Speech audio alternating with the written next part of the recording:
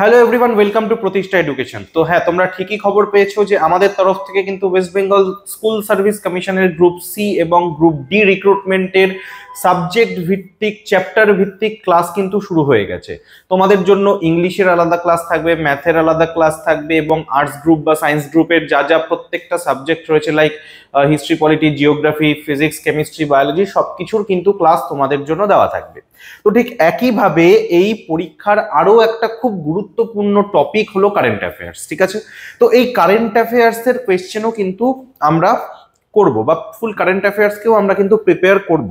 ঠিক আছে, তো এবার দেখো বিষয়টা হচ্ছে আমি যদি এক্সপেক্ট করি যে পরীক্ষা মোটামুটি সেপ্টেম্বর অক্টোবর মাসে হবে, তাহলে খুব কম হলেও, খুব যদি কমও হয় তাও কিন্তু লাস্ট এক বছরের কারেন্ট অ্যাফেয়ার্স এর কোয়েশ্চেন কিন্তু আসবে। অর্থাৎ সেপ্টেম্বরে যদি পরীক্ষা হয় বা অক্টোবরে যদি পরীক্ষা হয়, 2024-এর সেপ্টেম্বরের থেকে কিন্তু কারেন্ট অ্যাফেয়ার্স কোয়েশ্চেন আমাদের পরীক্ষায় আসার সম্ভাবনা রয়েছে। তো সেই হিসেবে আমরা যে কারেন্ট অ্যাফেয়ার্স এর ক্লাসটা শুরু করব একদম 2024-এর সেপ্টেম্বর থেকে শুরু করব। তো দেখো এটা তোমরা দেখতেই পাচ্ছ যে আজকে কারেন্ট অ্যাফেয়ার্স এর ফার্স্ট ক্লাস। তো আমি যদি 2024-এর সেপ্টেম্বরের ফুল কারেন্ট অ্যাফেয়ার্স এর মানে সমস্ত ডিটেলস তোমাদেরকে একটা ভিডিওতে দিই, তাহলে সেই ভিডিওটা প্রচুর প্রচুর লম্বা হয়ে যাবে, তোমাদের কিন্তু সেটা পড়তে ভালো লাগবে না বা দেখতে ভালো লাগবে না। তো আমি কি করেছি, এক একটা মাসের এক একটা টপিক নিয়ে এক একটা ভিডিও হবে।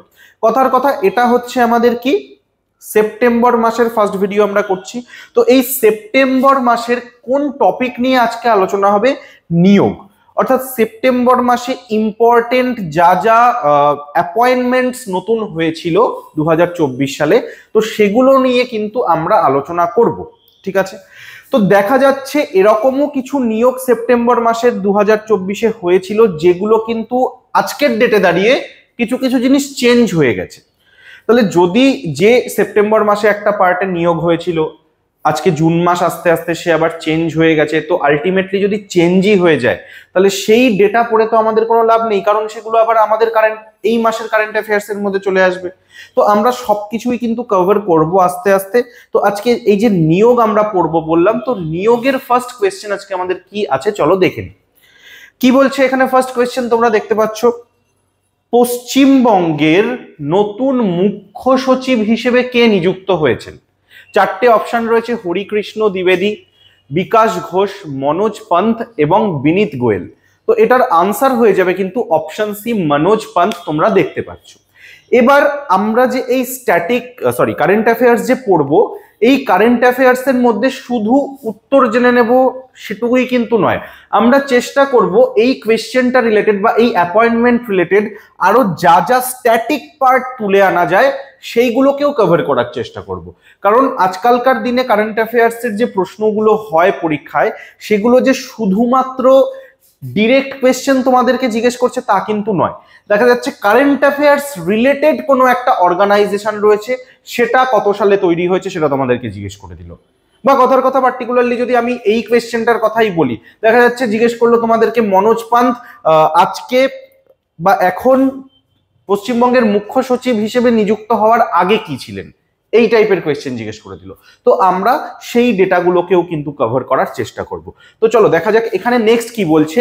বলছে মনোজ পান্থ একজন ভারতীয় শিক্ষাবিদ এবং অর্থনীতিবিদ, এবং এর আগে তিনি ইন্ডিয়ান ইনস্টিটিউট অফ ফরেন ট্রেডের পরিচালক ছিলেন 2017 থেকে 22 সাল পর্যন্ত, এবং জওহরলাল নেহেরু বিশ্ববিদ্যালয়েরও কিন্তু অধ্যাপক ছিলেন। ঠিক আছে, তো মনোজ পান্থ সম্পর্কে কিন্তু আমরা এই অল্প বিস্তর জিনিস আজকে আমরা জেনে নিলাম। তো এটা ছিল আমাদের ফার্স্ট কোয়েশ্চেন। তো তোমরা বুঝতেই পেরেছো যে কিভাবে আমাদেরকে এই জিনিসগুলোকে প্রিপেয়ার করতে হবে।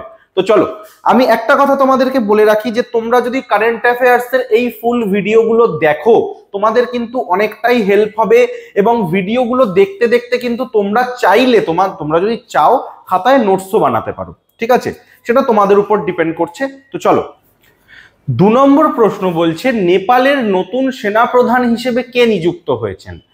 তো এটার অপশন আমরা দেখতে পাচ্ছি কি কি রয়েছে তোমাদের স্ক্রিনে, এবং এটার আনসার হবে হচ্ছে অশোক রাজ সিটগেল।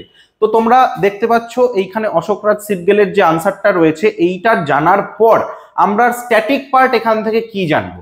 দেখো কি বলছে, তিনি 9 সেপ্টেম্বর 2024 তারিখে নেপালের রাষ্ট্রপতির কাছ থেকে শপথ গ্রহণ করেন। নেপালের রাজধানীর নাম আমরা কি জানি, কাঠমান্ডু, আমরা সেটাও জানি। এবং বর্তমানে নেপালের জনসংখ্যা কত আছে?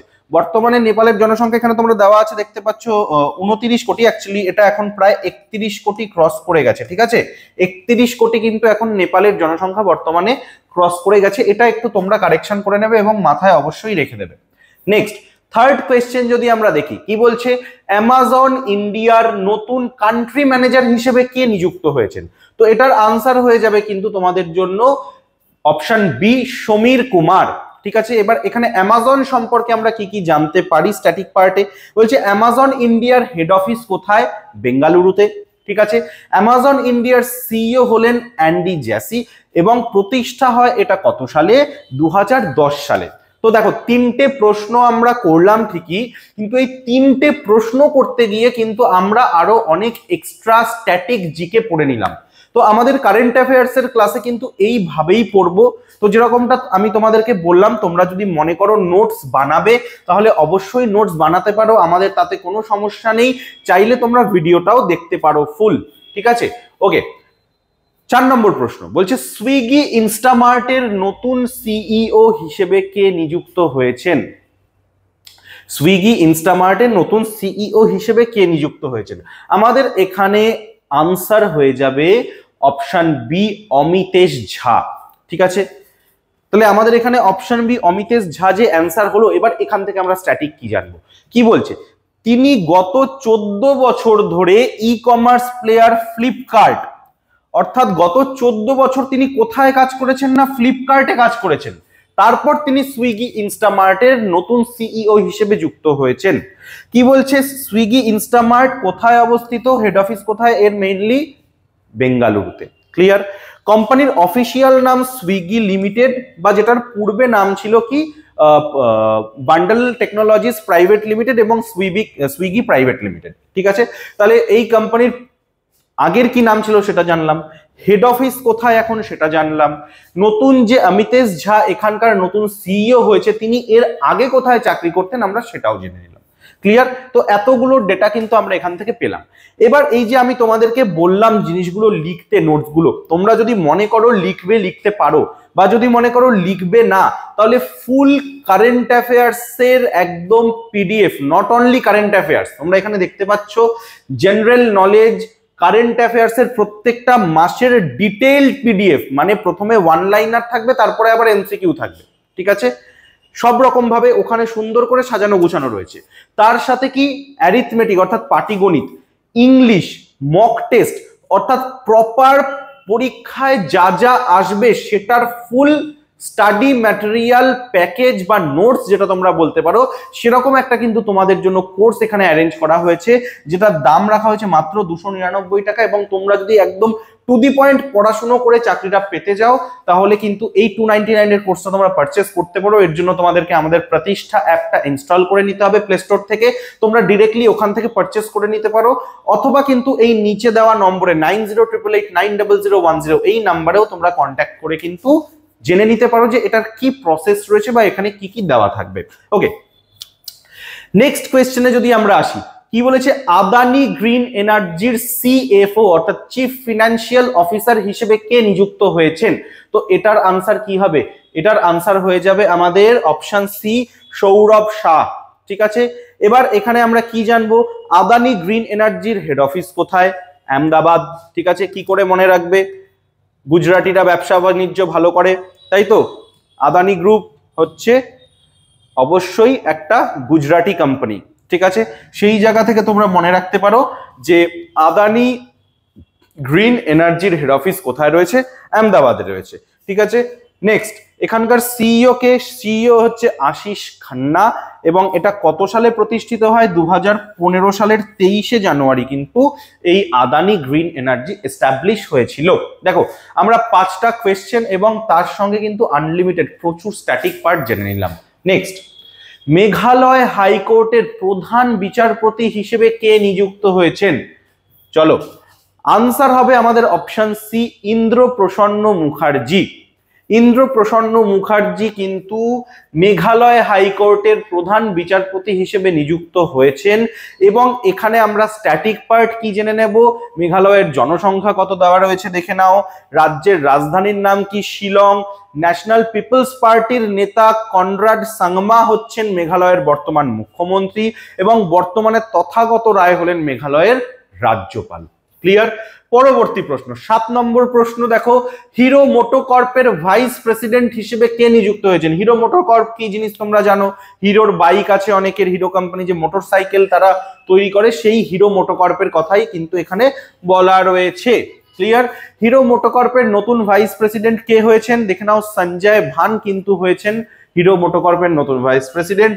এবং এখানকার সিইও কে বিক্রম কসবেকর এবং এর হেড অফিস কোথায় রয়েছে? নিউ দিল্লিতে। Clear everyone? চলো, ঝাড়খণ্ড হাইকোর্টের প্রধান বিচারপতি হিসেবে কে নিযুক্ত হয়েছেন? এটার আনসার কি হয়ে যাবে আমাদের? Option C, M S Ramachandra Rao. তো ঝাড়খণ্ড হাইকোর্টের নতুন প্রধান বিচারপতি হিসেবে কে নিযুক্ত হয়েছেন? এম এস রামচন্দ্র রাও। কি বলছে? ঝাড়খণ্ডের বর্তমান মুখ্যমন্ত্রীর নাম হেমন্ত সোরেন এবং এর রাজধানী হলো কোথায়? রাঁচি। Clear everyone? মনে থাকবে এই জিনিসগুলো, তোমাদের সমস্ত কিছু আমরা রিভাইজ করে দেবো, পড়তে পড়তে তোমাদেরকে এমন ভাবে বলবো যাতে তোমাদের মাথায় গেঁথে যায় একদম জিনিসগুলো। ক্লিয়ার? চলো পরবর্তী প্রশ্ন কি বলছে? পরবর্তী প্রশ্ন, ONGC director for strategy and corporate affairs হিসেবে কে নিযুক্ত হয়েছেন? তো এটার আনসার কি হয়ে যাবে? অরুণাংশু সরকার। কি হয়ে যাবে আনসার? অরুণাংশু সরকার। এবার ওএনজিসি সম্পর্কে আমরা কিছু স্ট্যাটিক পার্ট দেখে নেব অবশ্যই। এখানে কি বলছে? ওএনজিসির হেড অফিস কোথায় রয়েছে?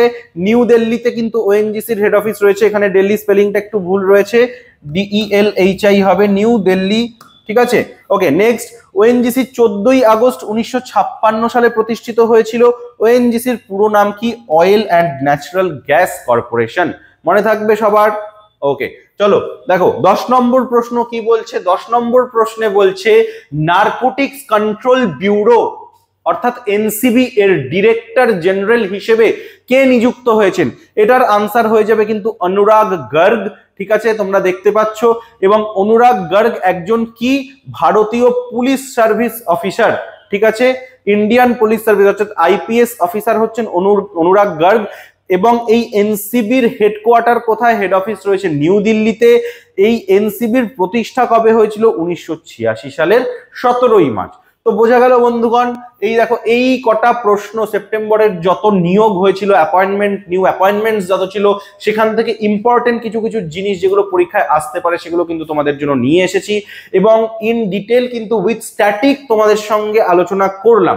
তো যদি একদম প্রপার ভালো রেজাল্ট করে চাকরি তোমাদেরকে পেতে হয় গ্রুপ সি তে বা গ্রুপ ডি তে, তাহলে কিন্তু আমাদের চ্যানেলটাকে অবশ্যই ফলো রাখো।